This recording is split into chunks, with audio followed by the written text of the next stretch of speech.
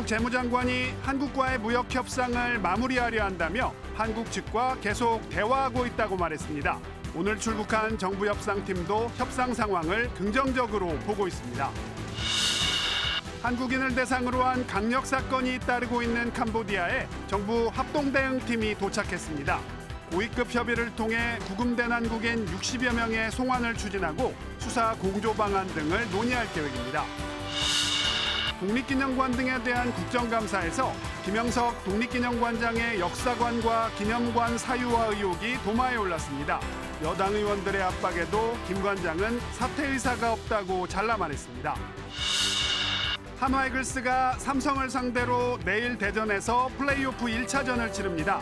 한화가 폰세를 1차전 선발로 예고한 가운데 내일 경기가 한국 시리즈 진출을 결정하는 분수령이 될 전망입니다.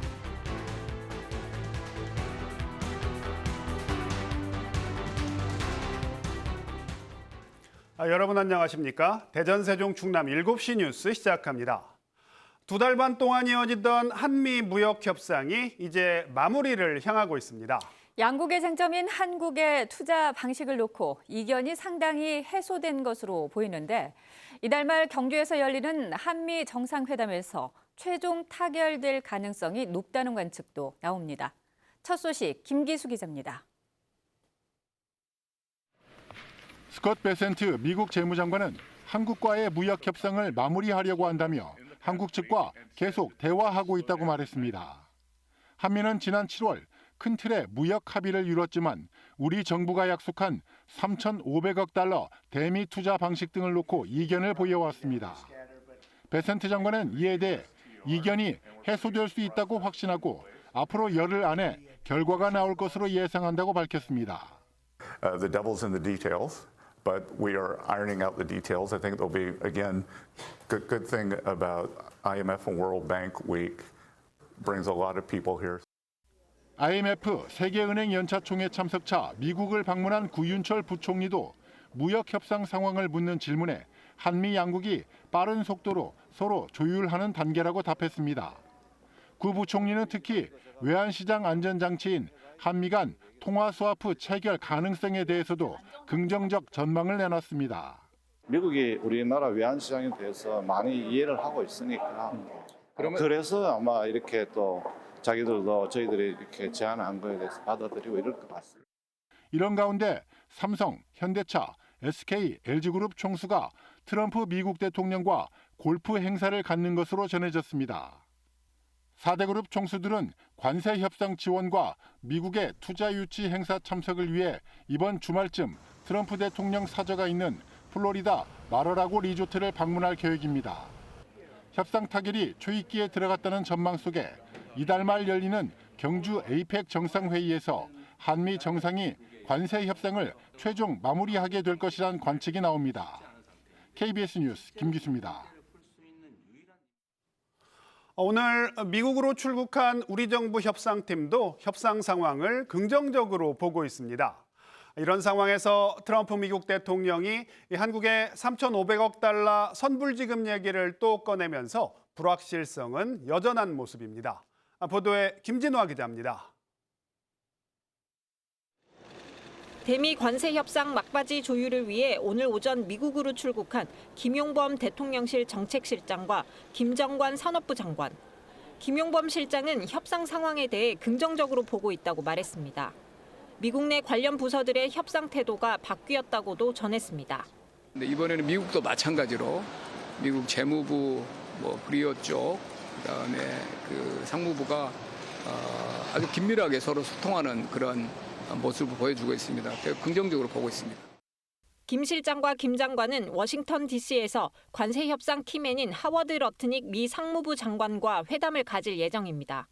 이번 협의 최대 관심사는 3,500억 달러 투자 패키지. 당초 미국은 투자액 전부를 한꺼번에 현금 지급하라고 요구했지만 우리 정부가 난색을 표하면서 관세 협상 후속 협의가 공전을 거듭해왔습니다. 이후 우리 측이 한미 통화 스와프 등 내용을 보완한 수정안을 제안했는데 이에 미국이 일부 반응을 보이고 있다는 분석입니다. 외환시장 관련된 여러 가지 부분에서 미국 측과 상당 부분 어떤 오해라면 오해, 격차 이해 간극이 많이 좁혀졌다. 이런 가운데 트럼프 대통령은 기자회견에서 자신의 관세 성과를 내세우며 한국이 3,500억 달러를 선불 지급할 거라고 또 언급했습니다. 이에 대해 김정관 산업부 장관은 외국 정상 발언에 토를 다는 게 적절치 않다면서도 여러 내용이 협상 테이블에서 논의되고 있다고 말했습니다. KBS 뉴스 김진아입니다. 코스피가 연이틀 사상 최고치를 갈아치우며 3,750선에 근접했습니다. 한국과 미국 양쪽에서 나온 관세협상 낙관론이 상승세를 키웠는데요. 4,000선 돌파도 가능할 거라는 기대감이 나오고 있습니다. 김준범 기자가 보도합니다. 오늘 코스피는 3,748에 거래를 마쳤습니다. 어제보다 91포인트, 2.5% 정도 올랐습니다. 어제 쓴 사상 최고치를 하루 만에 갈아치웠습니다. 외국인과 기관은 순매수했지만 개인은 1조 3천억 원어치 순매도했습니다. 최근에 주가 급등을 기회 삼아 차익을 실현한 개인이 많은 거로 보입니다. 코스피는 이달 들어서만 290포인트 넘게 올랐습니다. 전례를 찾기 힘든 거침없는 상승세입니다. 코스피 4천까지 250포인트 정도 남았습니다. 한국과 미국 양쪽에서 관세협상 낙관론이 나온 점이 상승세를 키웠습니다. 현대차 8.2%, 기아 7.2% 오르는 등 자동차 관세 인하 수혜주가 급등했습니다. 반도체 수요 증가도 계속 호재로 작용했습니다. 대장주 삼성전자는 역대 최고가인 97,700원에 거래를 마치며 2021년 1월 11일의 최고가를 4년 9개월 만에 새로 썼습니다. SK하이닉스도 7% 넘게 올랐습니다. 시장에서는 주가를 더 견인할 호재가 대기 중이란 낙관론이 커지고 있습니다. 미국의 연방준비제도가 돈풀기 정책을 재개할 거라는 관측, 정부가 배당소득세 세율 인하할 수도 있다는 전망 등이 대표적인 대기성 호재로 꼽힙니다. KBS 뉴스 김준범입니다. 현지 시각으로 어젯밤 한국인 대상 강력 사건이 잇따르고 있는 캄보디아에 정부 합동대응팀이 도착했습니다. 대응팀은 오늘부터 본격적인 고위급 협의에 들어가 검거된 우리 국민 송환과 수사 공조 방안 등을 논의할 예정입니다. 보도에 신현욱 기자입니다. 외교부와 경찰, 법무부, 국정원 등으로 꾸려진 정부 합동대응팀이 현지 시각 어젯밤 캄보디아에 도착했습니다.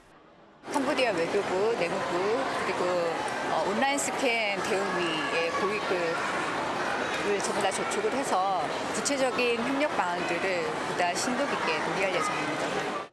대응팀은 우선 고위급 협의를 통해 구금된 한국인 60여 명에 대한 송환을 추진할 예정입니다. 오늘 오전엔 온라인 스캠 대응위원회를 방문해 사무총장을 면담했고 캄보디아 총리도 예방했습니다. 오후엔 스캠 범죄 단지를 찾아 현장 점검을 진행하기로 했습니다. 대응팀은 또 현지에 구금된 한국인들을 주말까지 송환하는 것을 목표로 항공편도 준비 중입니다. 고문으로 숨진 대학생 박모 씨의 시신 송환, 양국의 수사공조 체제 확립도 논의해야 할 과제입니다. 외교부 집계 기준 현재 안전이 확인 안 되는 우리 국민은 80여 명, 감금됐을지도 모를 국민을 구출하기 위해 코리안 데스크 설치를 논의하고 캄보디아 경찰 20명, 한국 경찰 4명으로 수사 TF도 만들 예정입니다. 정부는 캄보디아 범죄 지역에 대해 여행 금지 조치를 내렸습니다. 대학생 박 씨가 숨진 채 발견된 보코산 지역과 바벳, 포이펫 등 범죄가 잇따르는 지역에 여행 금지에 해당하는 여행경보 4단계를 발령했습니다. 범죄단지 밀집 지역인 시아누쿠빌에는 여행경보 3단계가 내려졌고 수도 푸놈펜 등엔 특별여행주의보가 유지됩니다. 한편 캄보디아와 맞닿은 베트남 국경지대에서도 지난 7일 30대 한국인 여성이 숨진 채 발견돼 경찰이 조사에 착수했습니다. 경찰은 숨진 여성과 보이스피싱 범죄 조직과의 연관성을 들여다보고 있는 것으로 전해졌습니다. KBS 뉴스 신현욱입니다. 오늘 아침 온라인 동영상 플랫폼인 유튜브가 1시간가량 재생을 멈추는 일이 벌어졌습니다. 우리나라뿐 아니라 미국과 유럽 등 세계 전역에서 같은 현상이 벌어졌는데 보안 업데이트가 문제가 됐습니다. 강푸른 기자가 전하겠습니다. 구글의 동영상 플랫폼 유튜브에 문제가 생긴 건 우리 시각 오전 8시 17분쯤입니다. 동영상을 재생하면 화면이 어두워지면서 오류라는 메시지가 떴습니다. 모바일은 물론 PC로 접속할 때에도 비슷한 현상이 발견됐습니다. 유튜브 뮤직을 계속 듣는데 다음 영상으로 연결이 안 돼가지고 그냥 데이터 문제인가 하고 넘겼었어요. 그러니까 항상 듣던 루틴이었는데 그래서 그게 좀 불편했던 것 같아요. 미국과 유럽 등에서도 서비스를 쓸 수 없다는 이용자들의 신고가 빗발쳤습니다. 구글 측은 이번 오류가 스팸 방지 시스템을 업데이트하는 과정에서 발생했다고 해명했습니다. 가짜 계정을 걸러내는 시스템을 최신화했는데 이후 실제 이용자의 요청까지 대량으로 차단됐다는 겁니다. 결국 보안 시스템을 이전 상태로 되돌리면서 약 50분 뒤인 오전 9시 10분쯤 유튜브 서비스는 정상 복구됐습니다. 구글 측이 우리 당국에 장애 사실을 늑장 보고했다는 논란도 불거졌습니다. 규정을 보면 30분 동안 복구를 시도한 뒤 이에 실패하면 10분 안에 보고해야 하는데 4분 정도 늦은 걸로 확인됐습니다. 다만 과학기술정통부는 공식 보고 전에 이미 자체 시스템으로 장애를 확인하고 유튜브 측과 소통하고 있었다고 설명했습니다. 구글의 유튜브는 정부의 재난관리 대상인 주요 방송통신 사업자입니다. KBS 뉴스 강푸른입니다. 최태원 SK그룹 회장과 노소영 아트센터 나비관장의 이혼 소송에서 1조 4천억 원에 이르는 재살 분담금을 지급하라는 원심 판결이 대법원에서 파기환송됐습니다. 대법원은 노태우 전 대통령의 비자금 300억 원은 노 관장의 재산 기여로 인정할 수 없다고 판단했습니다. 보도에 이형관 기자입니다. 최태원 SK그룹 회장과 노소영 아트센터 나비 관장의 1조 원대 이혼 소송이 다시 한번 법원의 판단을 받게 됐습니다. 대법원은 오늘 오전 10시 최 회장과 노 관장의 이혼 소송 상고심 선고에서 노 관장에게 1조 3,808억 원을 지급하라고 판단한 원심을 깨고 사건을 서울 고등법원에 돌려보냈습니다. 다만 위자료 20억 원은 그대로 확정됐습니다. 대법원은 먼저 원심이 노태우 전 대통령의 비자금 300억 원을 노 관장의 재선 기여로 인정한 부분은 법리 오해라고 판단했습니다. 노 전 대통령이 SK 측에 300억 원가량 지원을 한 것이 사실이더라도 이 돈의 출처는 뇌물로 보이는 만큼 법적 보호 가치가 없다는 취지입니다. 또한 원심이 최 회장이 부부관계 파탄 전 친인척 등에게 증여한 주식까지 재산 분할 대상에 포함한 것도 잘못이라고 봤습니다. 이들 증여는 최 회장이 SK그룹 경영권을 원만히 확보해 궁극적으로 부부 공동재산의 가치를 높이는 일이라고 볼 수 있다는 겁니다. 최 회장 측은 즉각 환영 의사를 밝혔지만 노 관장 측은 별다른 입장을 내지 않았습니다. 이번 대법원 판결을 통해서 지난 항소심 판결에서의 여러 가지 법리 오해나 사실 오인 등 잘못이 시정될 수 있어서 매우 다행이라고 생각합니다. 파기환송심은 대법원의 판단에 따라 최 회장이 지급해야 할 재산 분할액을 다시 계산하게 됩니다. 앞서 1심은 최 회장이 노 관장에게 지급해야 할 재산을 665억 원으로, 2심은 1조 3,808억 원으로 산정했었습니다. KBS 뉴스 이형관입니다. 국정감사 나흘째인 오늘 국회에서는 10곳의 상임위원회에서 감사가 진행되고 있는데요. 하지만 곳곳에서 여야가 정책 질의가 아닌 정쟁으로 충돌하면서 일부 감사가 파행을 거듭했습니다. 박영민 기자의 보도입니다. 감사원 국정감사는 시작부터 전날 법력권 주도로 진행된 대법원 현장 검증을 두고 여야가 맞붙으며 20여 분 만에 정회했습니다. 1시간 만에 재개된 감사에서 여야는 이재명 정부 출범 이후 감사원이 꾸린 쇄신 TF를 두고 격돌했습니다. 스스로 자성하고 재점검하는 것, 국민 신뢰를 위해서 매우 바람직하고 감사원의 신뢰와 정통성을 정면으로 스스로가 부정하는 겁니다. 한수원 등 감사를 진행하려던 과방위는 욕설 문자를 두고 고발전으로 맞선 여야가 또다시 맞붙었습니다. 개딸들에게 표적이 되게 하기 위해서 일부러 그렇게 한 거 아닙니까? 똑같이 욕설을 했다라고 하는 주장은 명백한 허위 사실입니다. 과방위는 감사 중지를 반복하며 파행을 거듭하다 두 의원이 서로 사과하면서 일단락됐습니다. 이후 시작된 감사에서 민주당은 윤석열 정부가 체코 원전 수출 과정에서 불공정 계약을 했다고 비판했고, 국익보다는 정략적으로 추진해서 그 과정에 나라 망신, 국익 훼손 이것들을 가져온 비극이고 그 자체로 굴욕이다. 국민의힘은 신규 원전 건설과 관련해 대통령이 거짓말을 하고 있다고 지적했습니다. 울주군 주민들은 원전 유치에 적극 나서고 있어요. 원자력 발전소를 지을 곳이 없다는 대통령의 말씀도 사실과 달라요. 정무위 국감에 출석한 김영석 독립기념관장은 광복은 연합국의 선물 발언과 관련해 자진 사퇴 의사가 없다고 밝혔습니다. KBS 뉴스 박영민입니다. 김건희 특검팀이 양평고속도로 노선 변경 의혹과 관련해 추가 압수수색에 나섰습니다. 특검팀은 국토부 김모 과장의 사무실과 주거지 등 3곳에 수사관을 보내 오늘 오전부터 압수수색을 진행했습니다. 김 과장은 지난 2022년 윤석열 대통령직 인수위원회에서 근무했으며 특검팀은 당시 인수위 소속이던 김 과장이 양평고속도로 사업실무진에게 대안 노선을 검토해보라고 지시했다는 의혹에 대해 확인 작업을 벌이고 있습니다. 이른바 세관 마약 수사 외압 의혹을 제기한 백혜룡 경정이 해당 의혹을 수사 중인 서울 동부지검에 처음 출근했습니다. 검경 합동수사팀에 합류하라는 이재명 대통령의 파견 지시에 따른 건데요. 그동안 동부지검 방침에 공개적으로 반발해왔던 백 경정은 오늘 합수팀을 향해 불법단체라고 정면 비판했습니다. 황다혜 기자가 보도합니다. 지난 2023년 영등포경찰서 수사팀은 인천세관 직원들이 마약 밀수에 연루됐다는 첩보를 입수해 수사에 나섭니다. 그런데 그 이듬해 당시 대통령실을 비롯한 고위 간부가 외압을 행사했다는 폭로가 수사를 이끈 팀장에게서 나옵니다.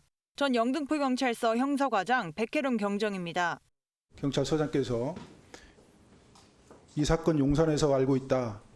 심각하게 보고 있다. 브리핑 연기하십시오.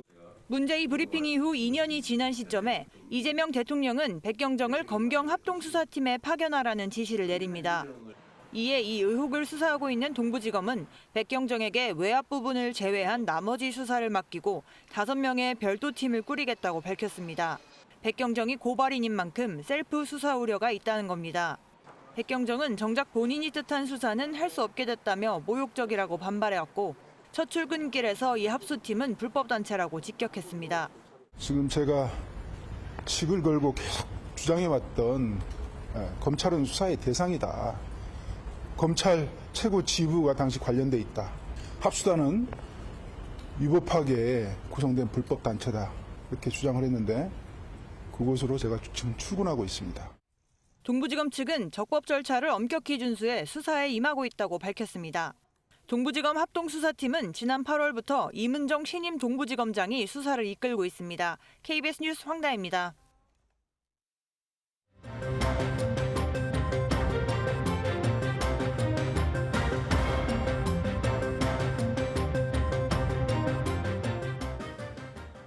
독립기념관에 대한 국정감사에서 김영석 독립기념관장의 역사관과 기념관 사유화 의혹이 또 논란이 됐습니다. 여당 의원들이 거듭 사퇴를 압박했지만 김 관장은 사퇴할 생각이 없다고 잘라 말했습니다. 보도에 박병준 기자입니다. 보훈부와 국민권익위, 독립기념관 등을 대상으로 열린 국정감사. 질의는 시작부터 김영석 독립기념관장을 향했습니다. 김구 선생의 증손자 김영만 의원은 광복 80주년 기념사업에서 독립기념관이 배제된 건 관장의 왜곡된 역사관 때문이라고 포문을 열었습니다. 국적 일본이라고 하고 광복이 무슨 연합국이 승리로 얻은 선물이라고 얘기하고 하니까 독립기념관 역사적인 정체성이 훼손되기 때문에 이게 다 배제가 된 거예요. ROTC 동기회와 특정 종교단체 등의 공식 절차 없이 기념관 시설을 무상으로 대관한 의혹도 다시 거론됐습니다. 제가 볼 때는 좀 전에 그런 새 거는 다 특혜를 주고 한 거로 보이거든요. 그러지 않습니다. 그건 독립기념관 활성화 차원에서 우리가 단체 관람객들을 적극적으로 유치하는. 여당 의원들은 관용차 사적 사용 의혹과 부임 이후 80회가 넘는 늦은 출근, 또 90여 회에 달하는 조기 퇴근을 거론하며 거취를 압박했지만 김 관장은 자신에게 제기된 의혹 대부분이 왜곡됐다며 사퇴를 거부했습니다. 이 정도 되면 좀 사퇴할 생각 없으십니까? 이제 그만? 예 아니로만 답하세요. 사퇴할 생각 없습니다. 없습니까? 네. 국민의힘은 권오을 보훈부 장관의 대북관을 집중 추궁했습니다. 북한이 주적입니까? 아닙니까? 애매하십니까? 주적이 맞다 아니다고 이 표현 자체가 저는 적절치 않다고 했어요. 이 밖에 권 장관이 지난 7월 취임 이후 세종청사 근무 일수가 총 8일, 세종 관사의 숙박도 3일에 불과하다는 지적도 나왔습니다.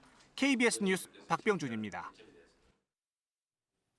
한화이글스가 삼성을 상대로 내일 대전에서 플레이오프 1차전을 치릅니다. 두 팀이 가을 야구에서 만나는 건 18년 만인데요. 창과 방패의 싸움으로 요약되는 이번 대결에서 누가 먼저 웃을지 한국 시리즈 진출에 분수령이 될 첫 경기를 이현경 기자가 전망했습니다. 한화이글스는 플레이오프 첫 선발로 코디 폰세를 예고했습니다. 폰세는 올 시즌 17승 1패, 1점대 평균 자책점을 기록하며 투수 4관왕에 올랐습니다. 폰세를 앞세운 단단한 빗장 수비로 첫 경기부터 승리를 거둔다는 전략입니다. 삼성 라이온즈는 가라비토가 마운드에 오릅니다. 가라비토는 특히 한화의 강한 모습을 보였는데 정규 시즌 한화를 상대한 2경기에서 단 한 점도 내주지 않았습니다. 여기에 삼성은 올 시즌 50홈런, 158타점을 기록한 홈런왕 르윈 디아즈 등 타선을 앞세워 공세에 나설 걸로 보입니다. 삼성이 와일드카드 결정전과 준 플레이오프를 거치며 올라온 만큼 체력에서는 한화가 우위라는 분석도 나오지만 경기 감각이 떨어진 점은 불안 요소입니다. 한화와 삼성이 가을 야구에서 만나는 건 2007년 준 플레이오프 이후 18년 만인데 역대 가을 야구 맞대결 성적에서는 한화가 3승 2패로 근소하게 앞서지만 올 시즌 두 팀 간 전적은 8승 8패로 호각셉니다. 한화가 플레이오프를 유리하게 끌고 가려면 홈 구장에서 치르는 1, 2차전을 잡아야 합니다. 특히 플레이오프 첫 경기 승리팀의 한국 시리즈 진출 가능성이 76%에 달하는 만큼 첫 경기 승리가 중요합니다. 이 삼성은 와일드카드전하고 준 플레이오프전 겪으면서 올라오면서 마운드도 어느 정도 좀 불펜이랑 소진이 됐거든요. 그래서 마운드는 한화의 경쟁력이 있는데 한화 타선이 조금만 쳐주면 한화가 훨씬 더 유리하죠. 한화와 삼성은 대전에서 오늘과 내일 1, 2차전을 치른 뒤 대구로 이동해 다음 주 월요일인 20일부터 3, 4차전을 치릅니다. KBS 뉴스 이연경입니다. 폭풍 속에서도 포기하지 않고 끝까지 싸웠던 한화이글스가 마지막 비상을 준비하고 있습니다. 18년 만에 가을 리턴 매치, 삼성 라이온즈를 상대로 한 플레이오프 1차전이 내일 대전에서 열리는데요. 창과 방패의 싸움으로 요약되는 이번 대결의 승부처는 어디일지 여정권 스포츠 평론가와 이야기 나눠보겠습니다. 평론가님 어서 오십시오. 네, 안녕하세요. 네, 자 2007년 준 플레이오프 때를 봤더니 그때 한화가 삼성을 2승 1패로 물리치고 플레이오프에 올라갔습니다. 그때 1차전 승리 투수가 류현진이었는데 자 18년 만에 가을 야구에서 두 팀이 만났습니다. 자, 두 팀의 전력 어떻게 보십니까? 일단은 뭐 플레이오프에서 18년 만에 만났는데 네. 2006년 한화이글스가 마지막 한국 시리즈 진출했을 때 네. 삼성 라이온즈에게 우승을 빼앗겼단 말이죠. 네. 그래서 이번에 좀 서력전이 좀 필요할 것 같고요. 네. 일단 이번 시즌 두 팀 간의 승률은 8승 8패 네. 동률입니다. 그렇기 때문에 아주 박빙의 승부를 시즌 내내 이제 펼쳤던 이제 두 팀이라고 말씀을 드릴 수가 있는데 네. 이번 시즌 사실 외국인 타자 루인 디아즈가 네. 50홈런에 무려 158타점을 쓸어 담으면서 단일 시즌 타점 신기록을 세우지 않았습니까? 준 플레이오프에서도 마지막에 끝내기 홈런을 쳤죠. 그렇죠. 예. 거기에 구자욱, 김영우의 홈런포 네. 그리고 김지찬, 김성윤 같은 발빠른 선수들을 네. 위주로 해서 삼성 라이온즈는 확실히 타격의 팀이다. 네. 시즌 내내 그랬거든요. 그리고 반면에 하나이글스는 외국인 투수 첫 사관왕이 빛나는 네. 코디 폰세 내일 이제 선발 예정이죠. 네. 그리고 라이언 와이스, 류현진, 문동주를 앞세운 투수의 팀이라고 할 수 있는데 네. 이게 또 참 어려운 게 삼성도 결코 후라도 가라비토 원태인 결코 떨어지지 않는 선발진이란 말이죠. 원태인 선수가 깨어났어요. 그렇죠. 그리고 예. 하나이글스도 손아섭, 리베라토, 문현빈, 노시환, 최은성 네. 또 타격이 나쁘다고 또 말씀드릴 수가 없단 말이에요. 네. 그렇기 때문에 이번 플레이오프의 대결의 큰 틀은 사실 네. 삼성의 창, 한화의 방패의 싸움이긴 합니다만 네. 저는 뭐 개인적으로 5.5 대 4.5 정도로 좀 하나가 좀 우위에 있지 않느냐 이렇게 좀 평가를 하고 싶습니다. 플레이오프 뭐 5번 싸우니까 한 3승 2패 정도로 한화가 올라갈 것 같다. 올라가면 저는 3승 1패로 올라가고 만약에 3승 삼성이 1패. 이긴다고 하면 네, 5차전까지 가지 않을까. 네. 자, 뭐 한화는 일찌감치 2위를 확정졌잖아요. 그래서 휴식도 하고 연습 경기를 하면서 경기력을 계속 끌어올렸고 삼성은 뭐 NC, SSG 계속 경기를 치렀습니다. 자, 체력 그리고 경기 감각 이 측면에서 비교해 봤을 때 어떻게 보세요?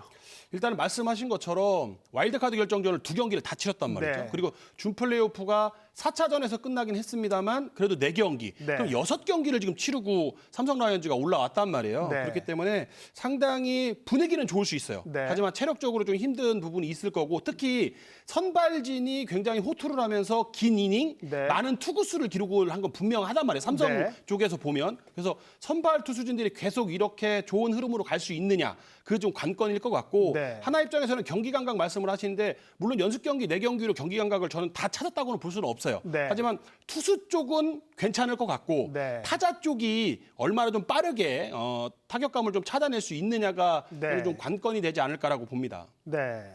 자, 뭐 이번 시리즈 초반 1, 2차전에서 승부가 갈리겠죠. 예.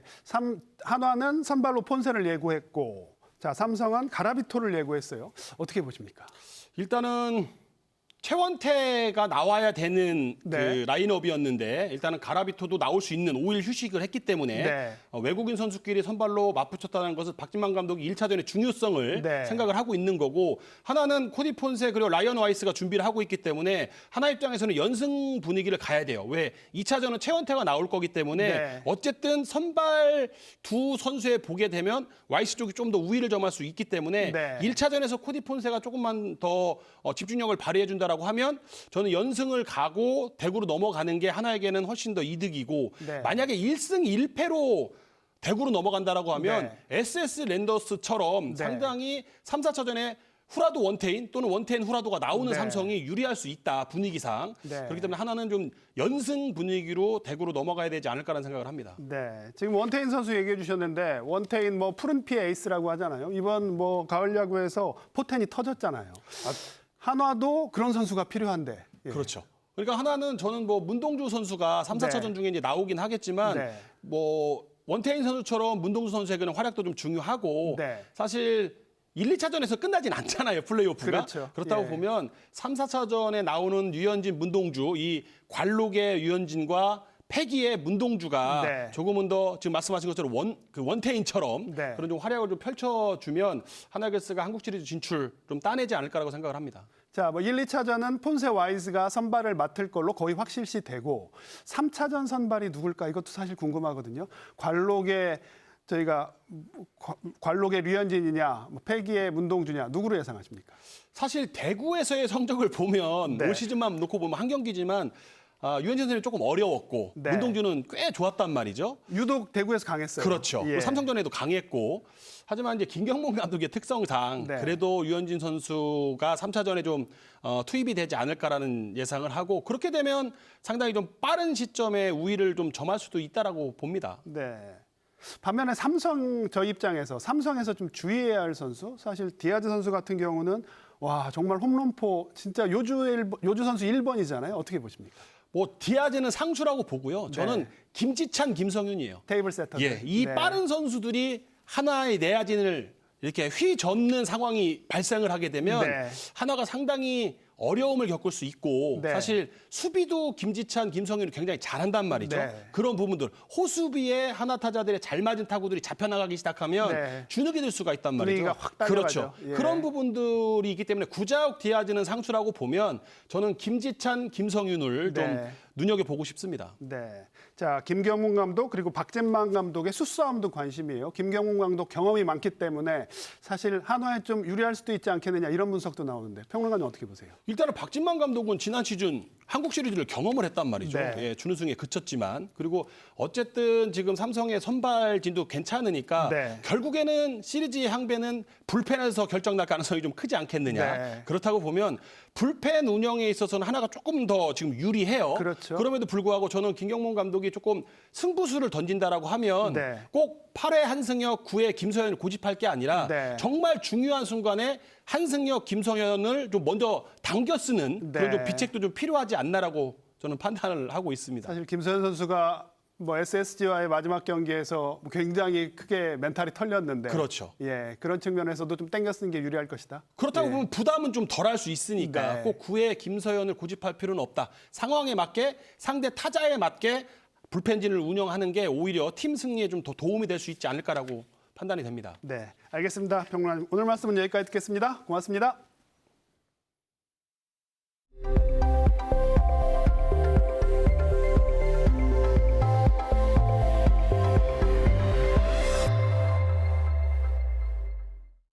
다음 소식입니다.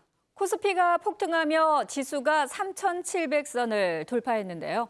불장이라 불릴 정도로 뜨거운 주식시장 화랑에 힘입어 대전의 상장 기업들의 시가총액이 76조 원을 돌파했습니다. 3년 동안 무려 3배 가까이 는 건데요.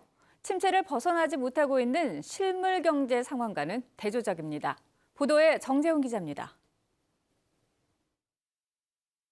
대전의 66개 상장기업의 시가총액이 76조 원을 돌파했습니다.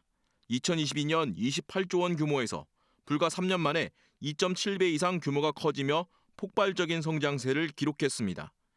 코스닥 시총 1위인 알테오젠을 비롯해 펩트론, 레인보우 로보틱스 등 바이오와 로봇, 인공지능 등 첨단 기술 분야 기업이 견인하고 있습니다.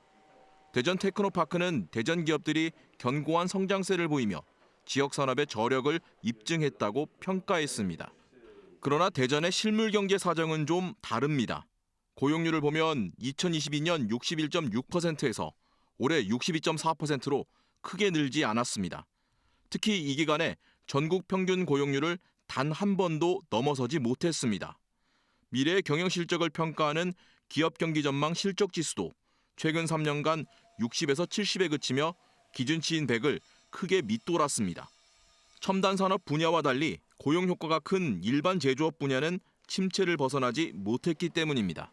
생산 인력이 많이 필요로 하는 전통 제조업과 달리 적은 인원만으로도 산업을 이끌 수 있는 바이오라든지 방산, 로봇 분야 같은 R&D 중심의 기술 수출 기업 성과와 성장성이 반영되었습니다.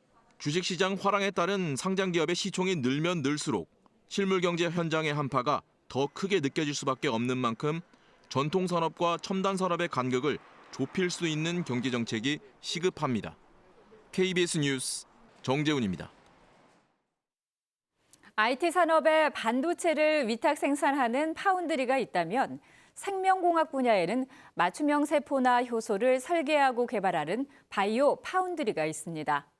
국내 연구진이 바이오 파운드리를 활용해 온실가스로 산업 원료를 생산하는 기술을 개발했습니다. 양민호 기자가 보도합니다. 습지와 논 그리고 가축을 키우는 과정에 주로 발생하는 메탄가스. 이산화탄소보다 온실 효과가 80배 이상 강한 것으로 알려졌습니다. 이 메탄가스를 산업 원료로 전환하는 기술이 개발됐습니다. 자동화 로봇과 인공지능이 융합된 첨단 바이오 시설인 바이오 파운드리를 통해서입니다. 바이오 파운드리는 설계와 제작, 시험과 학습 과정을 반복하며 데이터를 모으고 이를 인공지능으로 분석해 더 나은 설계법을 제시하는데 연구진은 이 과정을 통해 타이어와 접착제 등의 핵심 원료인 이소프렌을 합성하는 효소를 개량했습니다. 개량한 효소는 메탄을 먹이로 삼는 미생물 메탄 자화균에 적용해 메탄을 먹은 균이 이소프렌을 만들도록 한 것입니다. AI가 분석할 수 있는 효율적인 데이터들이 많이 쌓여서 더 좋은 효소를 빠르게 찾을 수 있습니다. 핵심 과정을 자동화 장비로 처리하다 보니 실험 단계에 따라 속도가 최고 36배까지 빨라져 연구 효율성은 높이면서 비용은 낮췄습니다. 바이오 의료 분야나 또 신약 개발에서도 다양한 핵산, 단백질, 또 세포의 제작 등에 활용될 수 있는 연구원 측은 바이오 파운드리의 자동화 수준을 높이고 규모는 20배 이상 키워 산학연에서 활용할 수 있는 플랫폼으로 육성할 계획입니다. KBS 뉴스 양민호입니다. 국립중앙과학관 개관 80주년 기념식이 오늘 과학관 내 사이언스 홀에서 열렸습니다. 기념식에 참석한 백영훈 과학기술부 총리는 국가적 AI 과학기술 생태계를 조성하는 데 핵심이 되는 것은 인재 양성이라며 인재가 과학에 대한 흥미를 갖고 꿈을 키울 수 있는 과학관의 역할이 어느 때보다 중요하다고 말했습니다. 1945년 개관한 중앙과학관의 누적 관람객은 3,500만 명을 돌파했습니다. 지방의회 관계자들의 외유성 해외 출장 여러 차례 지적돼 왔는데요. 서울 동대문구 의회가 해외 출장을 가면서 항공료를 부풀려 비용을 과다 청구한 정황으로 경찰 조사를 받고 있습니다. 의원과 직원 등 30여 명이 연루된 상태인데 이런 상황에서 올해 말 또 다른 해외 출장을 계획 중인 사실도 확인됐습니다. 김우준 기자의 단독 보도입니다. 체코의 한 양조장에서 맥주잔을 들고 웃는 사람들, 서울 동대문구 의회 의원들입니다. 최근 3년간 몽골과 프랑스, 독일 등에 6차례 해외 출장을 다녀왔습니다. 매년 2번꼴로 해외에 간 건데 여기에 예산 2억 7천만 원이 쓰였습니다. 의원들이 다 코스를 잡아요. 이런 해외 출장 과정에서 이른바 항공료 뻥튀기가 있었다고 경찰은 보고 있습니다. 전체 출장 비용 가운데 실비로 지급되는 항공료만 실제보다 더 청구하는 방식인데 이 의회에서만 3천만 원 가까이 부풀려진 걸로 파악됐습니다. 이곳 동대문구 의회에서 과다 청구와 연루된 인원은 의원 19명, 직원 13명 등 모두 30명이 넘습니다. 출장 담당 여행사는 요청에 따랐을 뿐이라고 주장합니다. 의자면 안 된다고 우리가 얘기했어요. 이걸 건지면 안 된다고. 그러니까 자기들 알아서 하겠다고 이렇게 맞춰달라고. 문제가 터진 뒤 구의회는 경찰 수사 상황과 기자들의 정보 공개 청구 움직임 등이 담긴 일종의 대응 문건을 만들었는데 의회 자문 변호사들도 대부분 범죄 행위 인정 가능성이 있다고 내다봤습니다.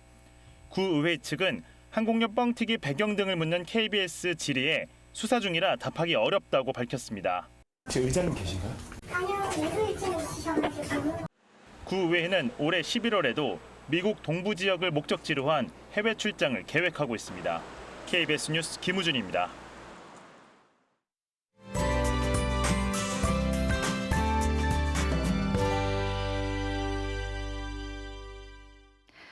오늘 우리 지역은 대체로 구름만 많이 지나고 있습니다. 내일은 낮 기온이 24도 안팎까지 올라 예년보다 포근하겠는데요.